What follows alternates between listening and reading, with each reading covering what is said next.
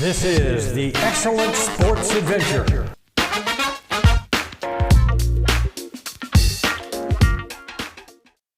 Yes, the Florida Panthers are good, but are they as good as the Maple Leafs have made them look?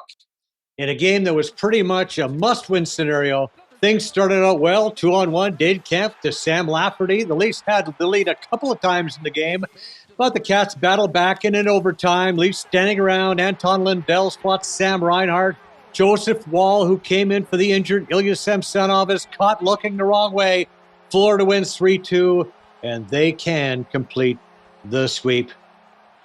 The Oilers' big guns have been getting the job done. Connor McDavid with a shorthanded theft and breaks in, goes 5-hole. Kyler Yamamoto sets up Leon Draisaitl, his second of the game, sixth on the season, or the first two games of the series, sixth in the series, 13 in the postseason so far. That is what I call production. Here's what Jay Woodcroft, the coach, had to say about Leon. Look where his name is in terms of the playoff performances amongst the greats in the game. You know, that's what he's doing is special, but it's not his first time. Last year he did some things on one leg.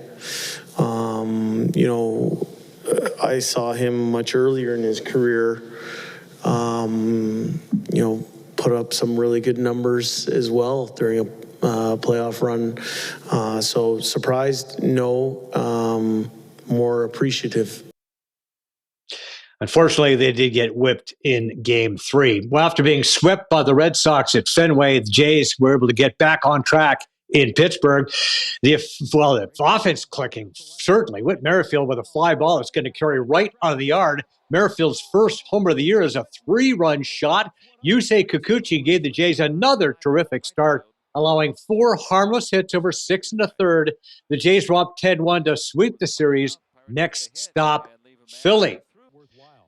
The Toronto Rock have reached the NLL's Eastern Conference Final without their top offensive player. Yes, Tom Schreiber was out with an injury when the Rock tangled with the Halifax Thunderbirds. Rock working around the power play. Corey Smalls takes the dish in the slot. That's automatic. Smalls had 3 goals. Check out the effort by Dan Craig. Spins out the head, fights his way in front, and he scores.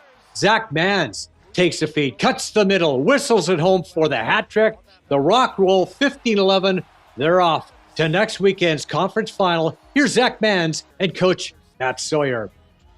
Biggest thing for us is just we have an X-man-up mentality on this team, and we have a very deep team for this specific reason, for when guys go out in the playoffs. So, you know, it's really just an X-man-up mentality, and guys came to play tonight. No, we're a complete team, right? So our goal here was to win a game here to get an opportunity, not just the chance to get Tom back, but we were playing for our season. We wanted to get together as a team and as a group next week. CF Montreal has suddenly moved into contention in MLS. A 2-0 win over Orlando City. Their third in a row has them tied for 10th, just 2 points out of 6. Vancouver knocked off Minnesota 3-2, while Toronto FC dropped a 2-0 decision to New England. Pro boxing in Brentford, Hamilton's Brad the Truth Wilcox kept his perfect record intact. The 28-year-old Hamilton lightweight, who's been on this show, improved to 11-0 with 6 knockouts, a third-round stoppage victory over Mississauga's LaRon White to capture the CPBC title.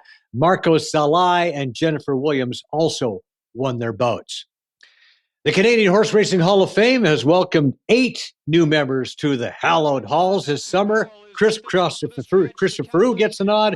In 1993, he piloted Earl to victory in the Breeders' Crown Open Trot. At 21, he became the youngest driver to ever win a Breeders' Crown race. In 33 years, Chris has won 6,758 victories and nearly 119 million in purse earnings. He's also a 4-time O'Brien Award winner as Canada's top driver. He'll be joined by Dr. Lloyd McKibben, world record holder Bulldog Hanover, and Pure Ivory. On the thoroughbred side, Erwin Drager, tremendous rider, who won major stakes races across the country before being named Secretary Manager of the Jockeys Benefit Association of Canada, implementing groundbreaking safety measures. He's also Director of Thoroughbred Racing Services in Woodbine.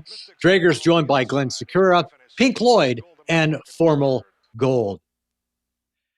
Canada's Stephen Ames picked up his second Champions Tour victory of the season, which brings us to our shot of the week from number 6 at Sleepy Hollow. God damn it. 4! The shot of the week is brought to you by Sleepy Hollow Country Club. 60 years of tradition, providing a challenging and enjoyable golf experience just minutes from Toronto.